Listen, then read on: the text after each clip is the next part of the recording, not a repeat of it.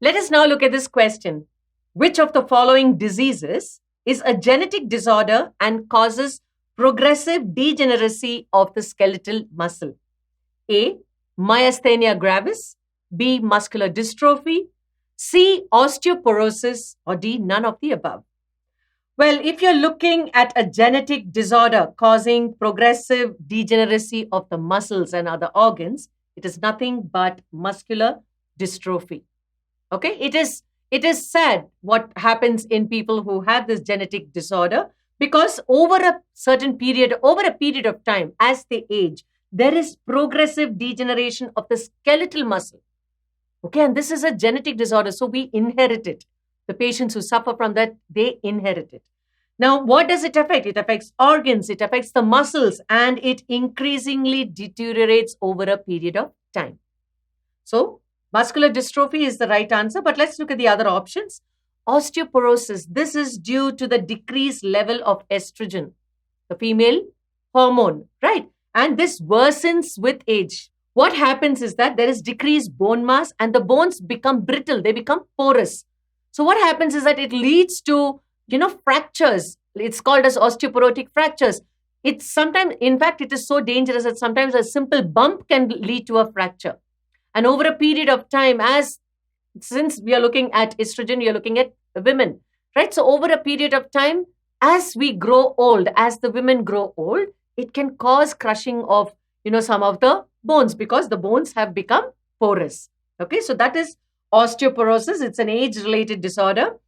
Then comes an autoimmune disorder. What is an autoimmune disorder? When your own immune system thinks that the healthy cells, some of the healthy cells in our body are pathogens and it is trying to destroy them. Myasthenia gravis is an autoimmune disorder, right? So what happens? It is a neuromuscular disease which causes the skeleton, which affects the skeletal muscles and causes the weakening of the skeletal muscle.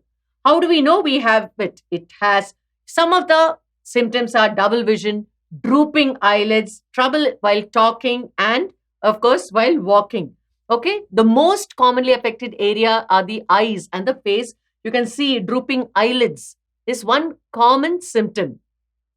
So now when we look at this question, which of the following diseases is a genetic disorder and causes progressive degeneracy of the skeletal muscle? It is not myasthenia gravis. It is B, muscular dystrophy, and it is not osteoporosis. D, definitely we can eliminate. B is the right choice. Let us now look at this question. It's an assertion reason question. There are two statements given here. So let's look at the statements if both are correct and if reason is the correct explanation for assertion. Assertion. An example of age-related disorder characterized by decreased bone mass is osteoporosis. The reason for it is caused due to defect in purine metabolism. Now, your options, you need to select one of these options. A, both the assertion and reason are true, and the reason is the correct explanation of the assertion. B, both assertion and reason are true, but reason is not the correct explanation of the assertion. C, the assertion is true, but the reason is false. And D, the assertion is false, but the reason is true. Well, osteoporosis, this is an age-related disorder very commonly found among women due to the decreased level of estrogen, and this worsens with age.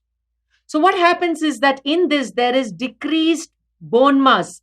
The bones become porous. What happens? Increased chances of fracture. So the bones become brittle. So what happens? Even sometimes even the slightest bump can lead to fracture. So osteoporosis, the assertion is right, because osteoporosis is the age-related disorder characterized by the decrease in bone mass. But when you look at the reason, right now, the reason said it is because of the metabolism of purine. Well, that is a condition called as gout. What is gout? The accumulation of uric acid crystals. What does it lead to? Inflammation of joints. So this is because of the metabolism of purine, which gets converted to uric acid. The body converts purine to uric acid, and leads to a condition called as hyperuricemia. Here, the symptoms are pain, swelling, and redness of the joints, extremely painful. So, the assertion is correct, though the reason for gout is correct. Here, it is not correct for the osteoporosis. So, if you look at the assertion said, an example of age-related disorder characterized by decreased bone mass is osteoporosis. This is right. It is true. Now, here the reason said it is caused due to the defect in purine metabolism. No, osteoporosis is not caused due to the defect in purine metabolism. So, assertion is correct, reason is incorrect. So, your option will be C. A, B, and D we can eliminate. Now, let's look at an assertion and reason question. There are two statements given. We need to see if both are true and if reason is the correct explanation for assertion. So, the assertion now. Tetany is a disorder in which wild contractions in the muscles take place. Reason: decreased concentration of calcium ions in the body fluid is responsible of this disorder. Your options: A, both assertion and reason are true, and reason is the correct explanation for assertion. B, both assertion and reason are true, but reason is not the correct explanation for assertion. C, the assertion is true, but the reason is false. D, the assertion is false, but the reason is true. Now, tetany is a condition where there are wild contractions or spasms of the muscles. Most commonly, it affects the voice box, the hands, the feet. These are the common parts of the body which are affected by this. Why does this happen? Because of the low calcium ion concentration in the body fluids. Okay, so if we see this question, assertion, tetany is a disorder in which wild contractions of the muscles takes place. It's correct. Reason, the reason for it being decreased concentration of calcium ions in body fluid is responsible for this disorder. Yes, this is true, and this is the right explanation for assertion. So our option will be A.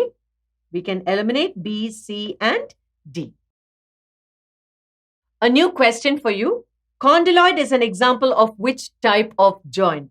A, the synovial joint, B, fibrous joint, C, cartilaginous joint, or D, none of the above. Well, what are joints? Joints are the articulations, that is the joining parts, okay, between bones or bones and cartilages. Now, they are important for the movement in our body.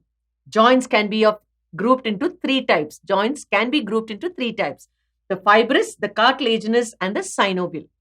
The fibrous joints are what you commonly find in the skull. Now, if you look at the image here, you can see that the bones are interlocked with one another, and these joints or this fusion is called as, these joints are called as sutures. Okay, this interlocked region.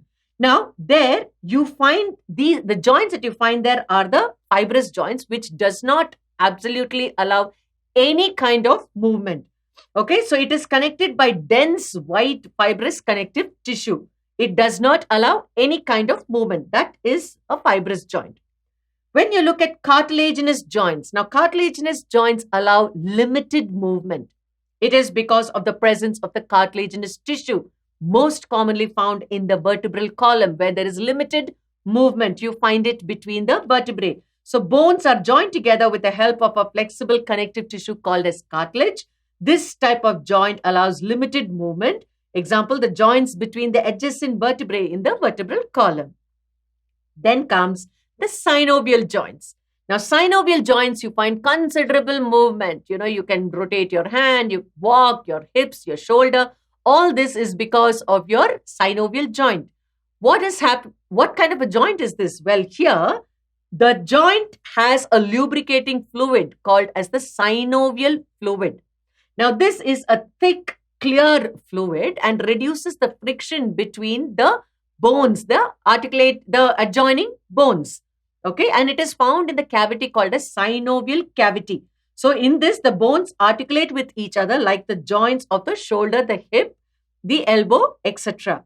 Now, condyloid joint, that is like the wrist joint, is a type of a synovial joint which allows movement in two planes but no rotation. Okay, So you find it in the wrist. That is the condyloid joint, type of a synovial joint. So now if you look at this question, condyloid is an example of which type of joint? You have free movement, right? It is not limited, or it's not like there is absolutely no movement. So it is the synovial joint. You can eliminate B, C, and D. A is the right option. A new question for you. There are two statements given here and the options are given below. Statement 1, arthritis is the inflammation of joints. Statement 2, its symptoms include stiffness and joint pain. Options: A, both statements are correct. B, both statements are incorrect. C, statement 1 is true, but statement 2 is incorrect or false. D, statement 2 is true, but statement 1 is false. Well, what is arthritis? Osteoarthritis, bone related, okay, bone related disorder.